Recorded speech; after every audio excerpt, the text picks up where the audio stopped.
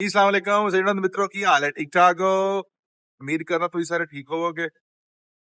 साजी घरों निकले सी वीडियो बनाने वास्ते। मौसम मिलिया सानू बड़ा वीआईपी अज। इन्ना असी उम्मीद नहीं सी कीती भी इन्ना चंगा मौसम होएगा। ए वेखो चोई साहब, मियां साहब इधर मेरे ध्यान करना है। आइए ਉਹ ਠੀਕ ਨੇ ਤੁਸੀਂ ਚਲੀਏ आगे खुल गई अज। ਬਾਰਿਸ਼ ਨਾਲ ਹੀ ਮਿਹਰਬਾਨੀ ਤੁਹਾਡੀ ਚਲੀਏ ਅਜੇ ਤੇ ਉਹ ਨਾਲ ਦਾ ਤੀਸਰੇ ਨੂੰ ਫੋਨ ਕੀਤਾ ਤਾਂ ਉਹ ਕਹਿੰਦਾ ਪਿਆ ਯਾਰ ਸਾਡੇ ਲਈ ਬਾਰਿਸ਼ ਹੋਣ ਡਈ ਯਾਰ ਰਹਿਣ ਦਿਓ ਯਾਰ ਅੱਜ। ਮੈਂ ਕਿਹਾ ਇਹੋ ਚੰਗਾ ਮੌਸਮ ਮਿਲਦਾ। ਉਹ ਇਸ ਬਾਰਿਸ਼ ਤੋਂ ਯਾਦ ਆਇਆ ਕੁਝ ਦਿਨ ਪਹਿਲਾਂ ਸਾਡੀ ਗੁਰਬਤ ਨੇ ਇੱਕ ਬਾਰਿਸ਼ ਤੋਂ ਬਚਾਇਆ ਸੀਗਾ, ਯਾਦ ਹੈ? ਅੱਜ ਹੀ ਪੈਸੇ ਜੇਬ ਵਿੱਚ ਹੈ ਨਾ ਕਿ ਨਹੀਂ? ਸਾਜੀ ਪੈਸੇ ਜੇਬ 'ਚ ਹੈ ਸਨ ਅੱਜ ਵੀ। ਅੱਛਾ ਆਏ ਆ ਪੰਪ ਤੋਂ ਥੋੜਾ ਤੇਲ ਪਵਾ ਲਿਆ ਪੈਟਰੋਲ ਦੇ ਅੱਜ ਮੋਟਰਸਾਈਕਲ ਦੇ ਵਿੱਚ ਆਏ ਆ ਤੇ ਸਿਰ ਨਾਲ ਜਦੋਂ ਪੈਟਰੋਲ ਦਾ ਰੇਟ ਵੇਖਿਆ ਤੇ ਮਰੀਮ ਨਵਾਜ਼ ਨੂੰ ਦਿੱਤੀਆਂ ਨੇ ਦਬਾਵਾਂ ਅਸੀਂ। ਹੁਣ ਫਿਰ ਰੋਲਾ ਕਰਦਾ ਜੇ ਪੈਟਰੋਲ ਪਵਾ ਲਿਆ ਚਲੀਏ ਫਿਰ ਨਾ ਦੇ ਜਾਵਾਂਗੇ। ਓਏ ਨਹਾਉਂਦੇ ਤੇ ਜਾਵਾਂਗੇ ਤੇ ਜਿਹੜਾ ਤੀਸਰਾ ਉਹਨੂੰ ਦੀ ਪੁੱਛ ਲਓ ਉਹਨਾਂ ਨੂੰ ਕੀ ਕਰਨਾ। ਉਹਨੂੰ ਕਿਵੇਂ ਬਣਾ ਲਾਂਗਾ ਉਹਦਾ ਨਹੀਂ ਕਰਨਾ ਜਾ ਕੇ ਲੱਗ ਚਲੋ। ਵੈਸੇ ਸਾਜੀ ਗੱਲਾਂ ਦੀਆਂ ਗੱਲਾਂ, ਅੱਜ ਦਰਿਆ ਤੇ ਮੌਸਮ ਬੜਾ ਵੀਆਈਪੀ ਹੋਣਾ ਜੇ।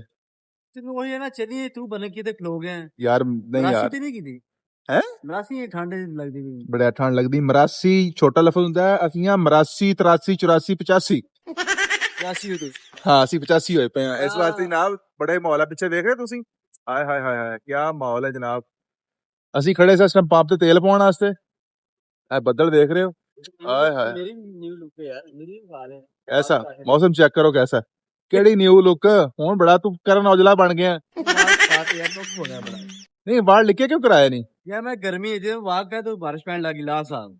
ਵਾਹ ਜੇ ਤੇਰੇ ਵਾਲ ਨਿੱਕੇ ਕਰਾਇਆ ਬਾਰਿਸ਼ ਪੈਂਦੀ ਤੇ ਤੂੰ ਤੇ ਮੈਂ ਨਾ ਹਰ ਦੂਸਰੇ ਜਿੱਥੇ ਮਸ਼ੀਨ ਲਵਾਈ ਰੱਖਿਆ ਕਰ। ਮੈਂ ਕਿ ਗਰਮੀ ਵਾਕ ਹਟਾ ਦੀ ਹਾਂ ਕੱਲ ਪਰ ਤਾਏ ਜਾਜ ਵੇਲਾ ਪਾਰ ਕੀਰੋ ਤਾਜੀ ਮੈਨੂੰ ਆਪਣਾ ਦੁੱਖ ਕੋਈ ਨਹੀਂਗਾ। ਅਸੀਂ ਸਗੋਂ ਨਾਵਾਂਗੇ ਜਿਹੜਾ ਸਕੂਟਰ ਜਿਹੜਾ ਭੇਜਣਾ ਨਾ ਯਾਰ ਓਏ ਹੋਏ ਸਾਜੀ ਇਹਦਾ ਦੁੱਖ ਹੋਣਾ। ਬਾਕੀ ਦੇ ਜ਼ੰਗ ਲੱਗ ਜਾਂਦਾ ਯਾਰ ਮੋਟਰਸਾਈਕਲ ਨੂੰ।